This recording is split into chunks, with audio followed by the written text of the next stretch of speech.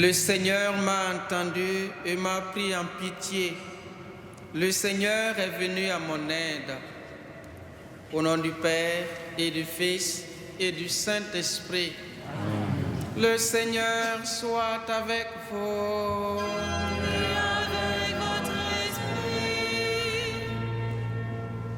Nous venons magnifier le nom du Seigneur et implorer ses grâces.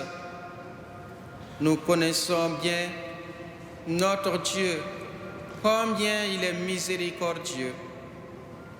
Nous sommes pécheurs, confions-nous à sa miséricorde et demandons-lui de nous purifier afin que nous puissions célébrer dignement cette sainte Eucharistie.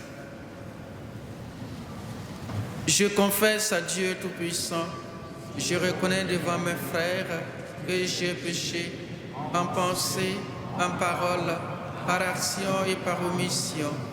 Oui, j'ai vraiment péché. C'est pourquoi je supplie la Vierge Marie, les anges et tous les saints, et vous aussi mes frères, de prier pour moi, le Seigneur notre Dieu. Que Dieu Tout-Puissant nous fasse miséricorde, qu'il nous pardonne nos péchés et qu'il nous conduise à la vie éternelle.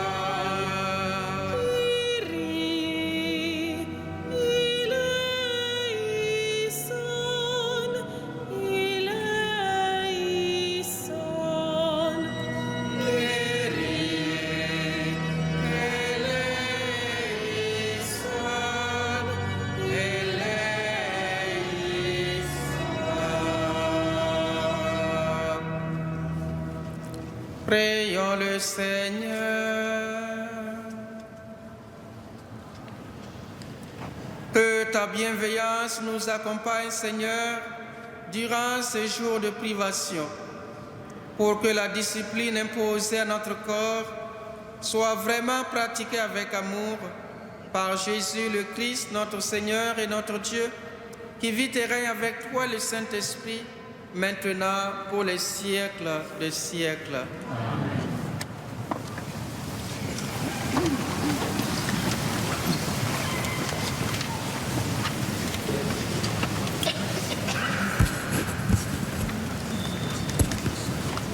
Lecture du livre du prophète Isaïe. Ainsi parle le Seigneur Dieu. Crie à pleine gorge, ne te retiens pas, que s'élève ta voix comme le cor. Dénonce à mon peuple sa révolte, à la maison de Jacob ses péchés. Ils viennent me consulter jour après jour. Ils veulent connaître mes chemins.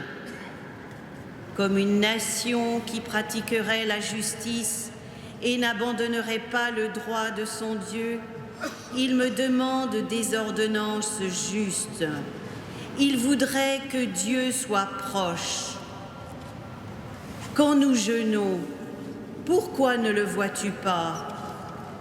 Quand nous faisons pénitence, pourquoi ne le sais-tu pas?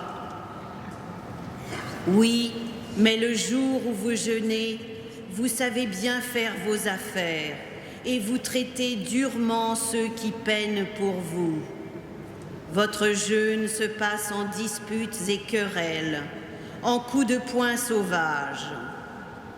Ce n'est pas en jeûnant comme vous le faites aujourd'hui que vous ferez entendre là-haut votre voix.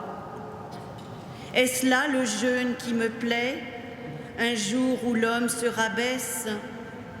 S'agit-il de courber la tête comme un roseau, de coucher sur le sac et la cendre? Appelles-tu cela un jeûne, un jour agréable au Seigneur? Le jeûne qui me plaît, n'est-ce pas ceci? Faire tomber les chaînes injustes, délier les attaches du joug, rendre la liberté aux opprimés, briser tous les jougs.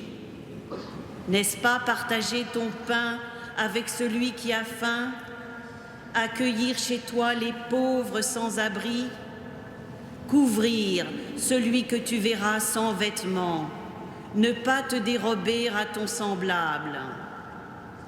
Alors ta lumière jaillira comme l'aurore, et tes forces reviendront vite. Devant toi marchera ta justice, et la gloire du Seigneur fermera la marche. Alors, si tu appelles, le Seigneur répondra. Si tu cries, il dira, « Me voici ». Parole du Seigneur.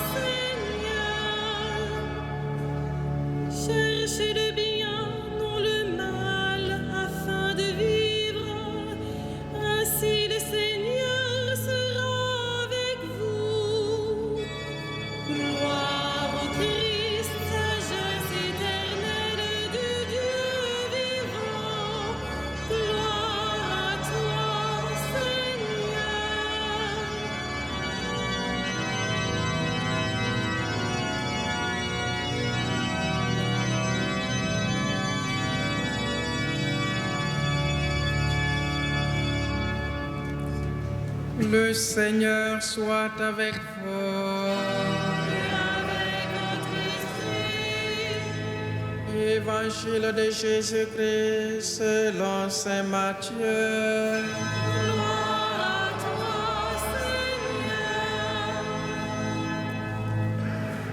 Seigneur. En ce temps-là, les disciples de Jean le Baptiste s'approchèrent de Jésus en disant: Pourquoi, alors que nous et les pharisiens nous jeûnons, tes disciples ne jeûnent-ils pas? Jésus leur répondit: Les invités de noces pourraient-ils donc être en deuil pendant le temps où le l'époux est avec eux? Mais des jours viendront où le l'époux leur sera enlevé. Alors ils jeûneront. Acclamons la parole de Dieu. Louange à toi, Seigneur Jésus.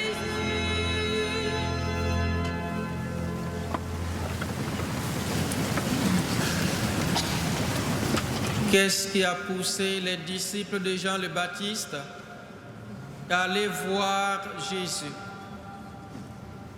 Ils sont partis pour dire à Jésus combien ils tiennent au jeûne et pour demander au Seigneur de dire à ses disciples, eux aussi, de jeûner comme eux. La réponse de Jésus est inattendue. Jésus leur dit, ce n'est pas encore le moment pour eux de jeûner. Un jour viendra, des jours viendront où mes disciples vont jeûner. Et il n'appelle même pas ses disciples, il dit les amis de l'époux. Tant que l'époux est avec eux, ils sont dans la joie. Frères et sœurs, l'Église, depuis l'imposition des cendres, nous a invités au jeûne, à la prière et à toutes sortes de mortifications. Alors pourquoi jeûner? Savons-nous pour quel but nous jeûnons? Le Seigneur ici parle de deuil. En effet, quand on jeûne, c'est parce qu'on est triste. C'est parce qu'il nous manque quelque chose, une présence, une bienfaisance, la providence. On n'est pas dans la joie. Quelque chose nous manque. L'époux nous est enlevé. Et aujourd'hui, justement, quand nous ressentons que notre vie n'a plus de sens, c'est que nous sommes vides de cette présence divine qui nous donne la force de vivre. Alors, le jeûne en ce moment est nécessaire pour nous donner cette présence divine. Quand nous prions avec confiance et que nous voyons que notre prière ne semble pas exaucée, c'est comme si Dieu, notre époux, celui qui nous donne la joie, est loin de nous. En ce moment-là, nous pouvons jeûner pour avoir cette bienveillance divine.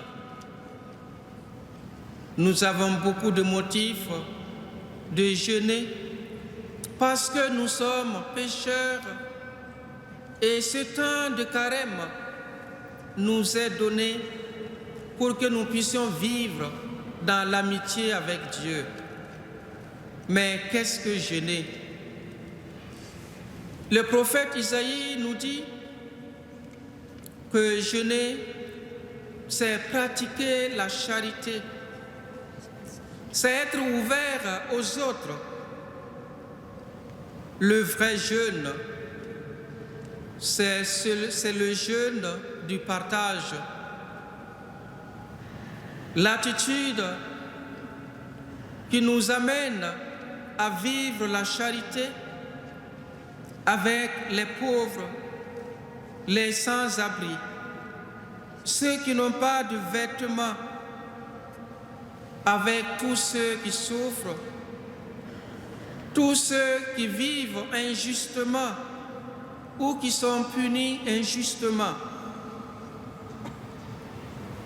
Si nous jeûnons de la sorte, notre jeûne plaît au Seigneur, et quand nous crions vers le Seigneur, il nous écoute. Alors, frères et sœurs, ayons à cœur de pratiquer la charité, de pratiquer la miséricorde en ce temps de carême, pour vivre dans l'amour de Dieu, dans sa grâce, lui qui vit et règne pour les siècles des siècles.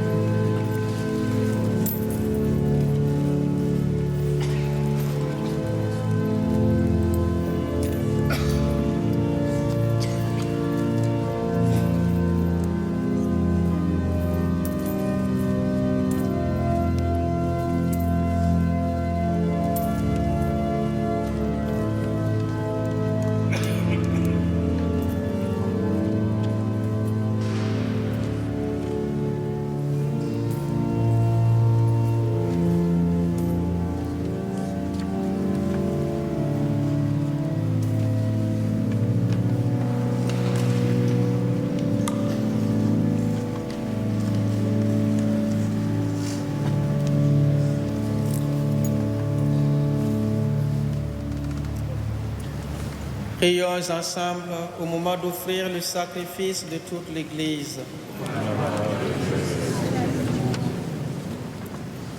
Permets, Seigneur, que le sacrifice offert en ce temps de préparation pascale nous rende agréables à tes yeux et plus généreux dans le renoncement. Par Jésus le Christ, notre Seigneur. Le Seigneur soit avec vous. Élevons notre cœur. Rendons grâce au Seigneur notre Dieu.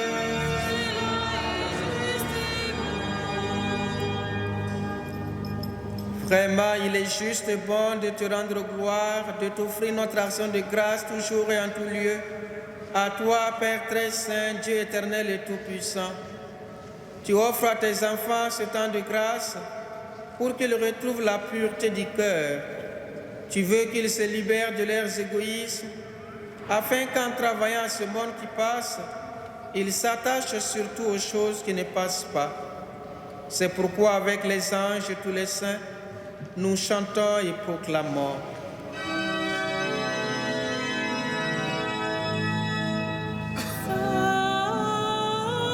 Sanctus,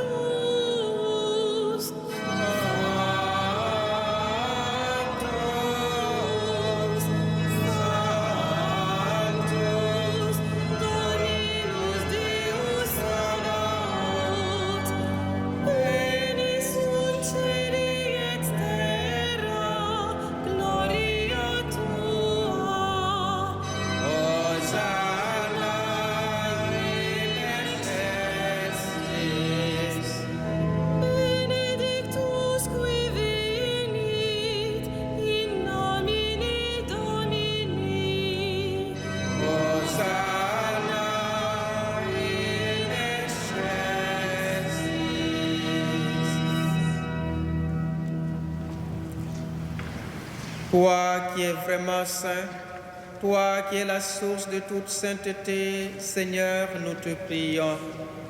Sanctifie ces offrandes en répandant sur elles ton esprit, qu'elles deviennent pour nous le corps et le sang de Jésus, le Christ, notre Seigneur.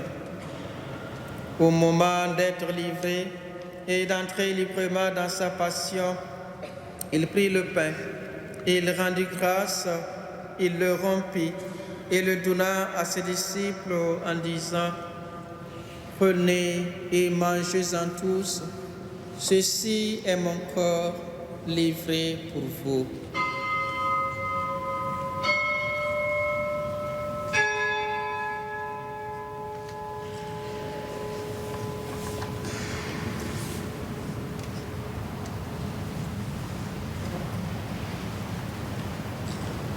De même, à la fin du repas, il prit la coupe.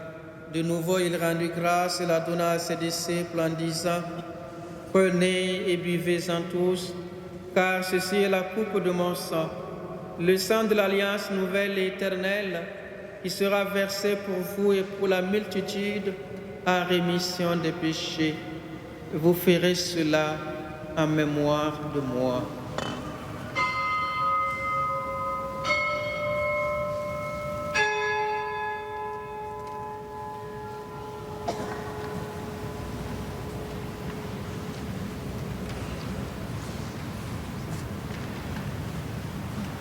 Il est grand le mystère de la foi.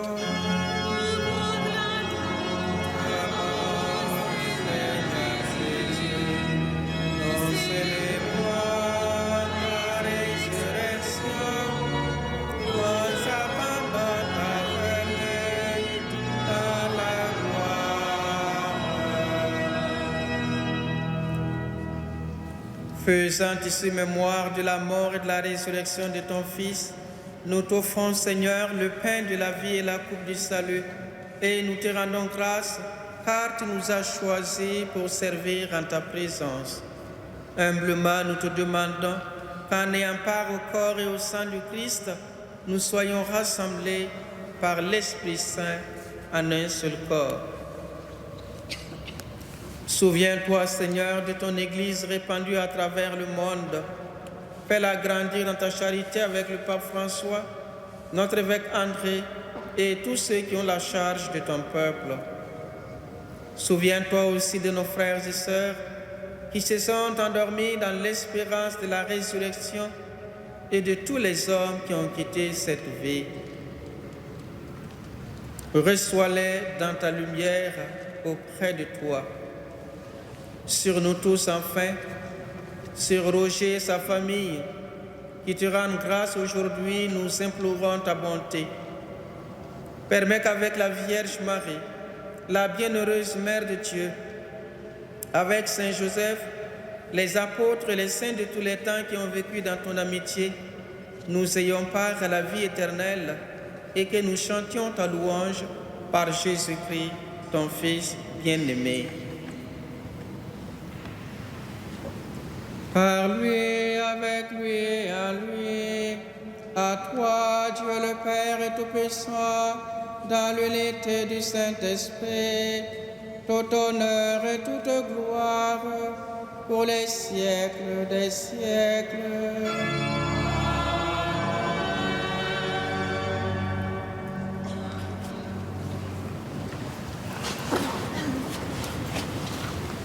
Comme nous l'avons reçu du Sauveur, et selon son commandement, nous osons dire: Notre Père, que ton nom soit sanctifié, que ton règne vienne, que ta volonté soit faite sur la terre comme au ciel. Aujourd'hui, notre pain de ce jour, pardonne-nous nos offenses, comme nous pardonnons aussi à ceux qui nous ont offensés. Et ne nous soumets pas à la tentation, mais délivre-nous du mal. Délivre-nous de tout mal, Seigneur, et donne la paix à notre temps. Par ta miséricorde, libère-nous du péché. Rassure-nous devant les épreuves en cette vie, où nous espérons le bonheur que tu promets et l'avènement de Jésus-Christ, notre Sauveur. Amen. le règne, la puissance et la gloire pour les siècles des siècles. Seigneur Jésus-Christ, tu as dit à tes apôtres, je vous laisse la paix, je vous donne ma paix. Seigneur, ne regarde pas nos péchés, mais la foi de ton Église, pour que ta volonté s'accomplisse.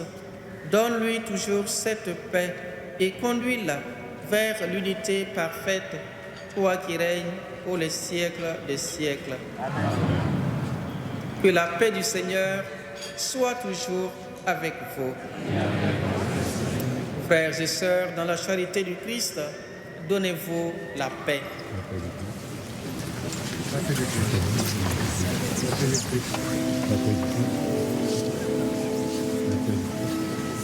Agnus Dei, qui tollis peccata mundi, miserere nobis. Agnus Dei, qui tollis peccata mundi, miserere nobis. Agnus Dei, qui tollis peccata mundi, dona nobis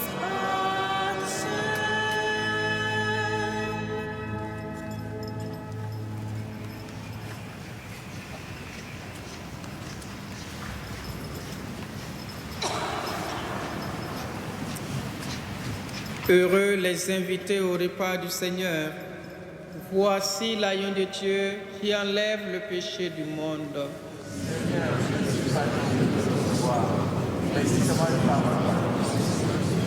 Que cette communion nous conduise à la vie éternelle.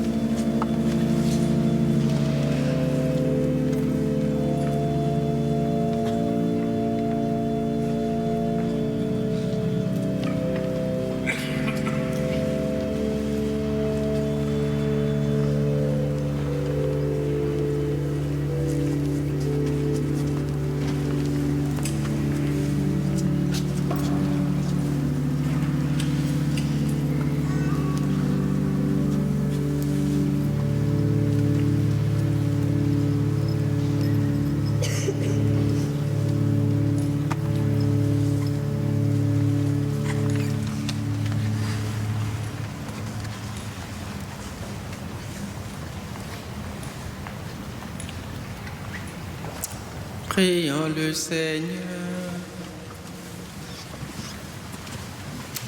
Nous t'en prions, Dieu Tout-Puissant, que cette communion nous purifie de nos péchés et nous aide à prendre les moyens de guérison que tu nous offres en ce temps de carême. Par Jésus le Christ, notre Seigneur et notre Dieu, qui vit et règne avec toi et le Saint-Esprit, maintenant pour les siècles des siècles. Amen.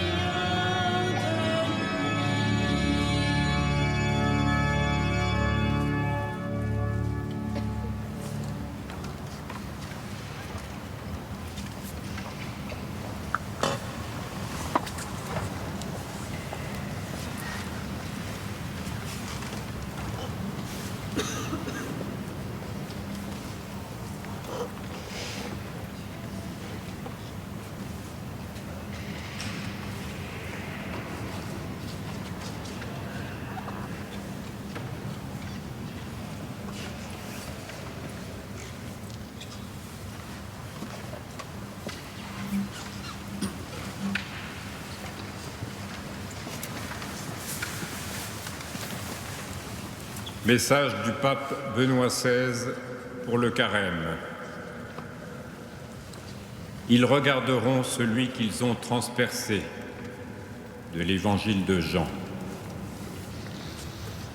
Le carême est une période propice pour apprendre à faire halte avec Marie et Jean, le disciple préféré, auprès de celui qui, sur la croix, offre pour l'humanité entière le sacrifice de sa vie. Aussi, avec une participation plus fervente, nous tournons notre regard, en ce temps de pénitence et de prière, vers le Christ crucifié qui, en mourant sur le calvaire, nous a révélé pleinement l'amour de Dieu. C'est dans le mystère de la croix que se révèle pleinement la puissance irrésistible de la miséricorde du Père céleste. Pour conquérir à nouveau l'amour de sa créature, il a accepté de payer un très grand prix, le sang de son Fils unique. La mort qui, pour le premier Adam, était un signe radical de solitude et d'impuissance, a été ainsi transformée dans l'acte suprême d'amour et de liberté du nouvel Adam. Regardons le Christ transpercé sur la croix. Il est la révélation la plus bouleversante de l'amour de Dieu, un amour qui mendie l'amour de sa créature. Il a soif de l'amour de chacun de nous. L'apôtre Thomas reconnut Jésus comme Seigneur et Dieu quand il mit la main sur la blessure de son côté. Il n'est pas surprenant qu'à travers les saints, beaucoup aient trouvé dans le cœur de Jésus l'expression la plus émouvante de ce mystère de l'amour. En vérité, seul l'amour dans lequel s'unissent le don désintéressé de soi et le désir passionné de réciprocité donne une ivresse qui rend légers les sacrifices les plus lourds. Jésus a dit « Quand je serai élevé de terre, j'attirerai à moi tous les hommes. » La réponse que le Seigneur désire ardemment de notre part est avant tout d'accueillir son amour et de se laisser attirer par lui. Accepter son amour, cependant, ne suffit pas. Il s'agit de répondre à un tel amour pour ensuite s'engager à le communiquer aux autres. Le Christ m'attire à lui pour s'unir à moi, pour que j'apprenne à aimer mes frères du même amour. Ils regarderont celui qu'ils ont transpercé. Regardons avec confiance le côté transpercé de Jésus, d'où jaillissent du sang et de l'eau. Les pères de l'Église ont considéré ces éléments comme les symboles des sacrements du baptême et de l'Eucharistie. Avec l'eau du baptême, grâce à l'action du Saint-Esprit, se dévoile à nous l'intimité de l'amour trinitaire. Pendant le chemin du carême, mémoire de notre baptême, nous sommes exhortés à sortir de nous-mêmes pour nous ouvrir dans un abandon confiant à l'étreinte miséricordieuse du Père. Le sang, symbole de l'amour du bon pasteur, coule en nous tout spécialement dans le mystère eucharistique. L'Eucharistie nous attire dans l'acte d'offrande de Jésus. Nous sommes entraînés dans la dynamique de son offrande. Nous vivons alors le carême comme un temps eucharistique dans lequel, en accueillant l'amour de Jésus, nous apprenons à le répandre autour de nous, dans chaque geste et dans chaque parole. Contempler celui qu'ils ont transpercé nous poussera ainsi à ouvrir notre cœur aux autres, en reconnaissant les blessures infligées à la dignité de l'être humain. De cette façon seulement, nous pourrons participer pleinement à la joie de Pâques.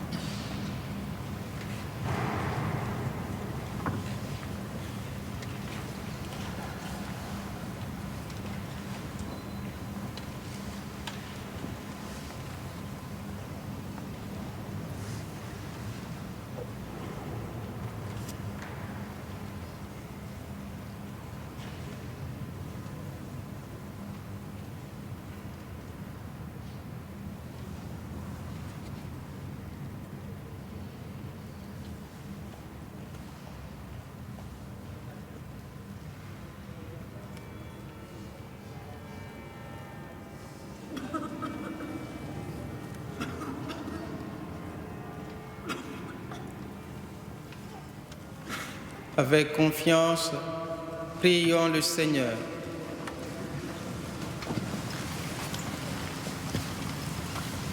Pour ta gloire, Seigneur, et le salut du genre humain, tu as fait de ton Christ le prêtre éternel et souverain. Accorde au peuple qui t'appartient au prix de son sang et qui célèbre son mémorial d'obtenir les richesses de vie venues de sa croix et de sa résurrection. Lui qui règne avec toi et le Saint-Esprit, maintenant pour les siècles des siècles. Amen. Le Seigneur soit avec vous. Que Dieu Tout-Puissant vous bénisse, le Père, le Fils et le Saint-Esprit. Allez dans la paix du Christ.